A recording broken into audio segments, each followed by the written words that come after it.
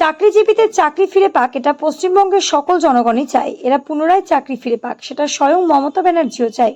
এই নিয়ে কোনো বিভ্রান্তিমূলক কথা না বলাই ভালো। এমন অসত্য কথা বলে পশ্চিমবঙ্গকে উত্তপ্ত করা যায় না বা যাবে না।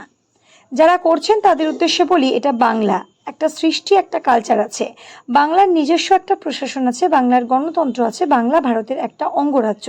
এটা মাথায় রাখবেন। আপনারা চাকরি ফিরে পান, সেটা বাংলার মানুষ চায়, মমতা ব্যানার্জিও চায়।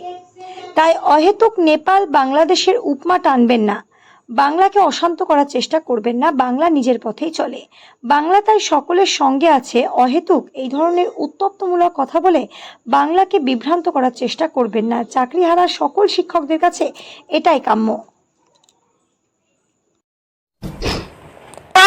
স্কুলগুলো ধ্বংস হয়ে যাচ্ছে, আপনি কি দেখছেন? ভাতা রাজনীতি চলবে না, অবিলম্বে 50,000 শূন্য পদে নিয়োগ করতে হবে। ভাতাই চলবে না, নিয়োগ চাই ইমিডিয়েট। পুজোর আগে আমাদের ইন্টারভিউ নোটিশ চাই, নোটিশ চাই, নোটিশ চাই। নেপালের আগে কলকাতা ভাসবে যদি আমাদের নোটিশ না দেয়। ছাত্র আন্দোলন করে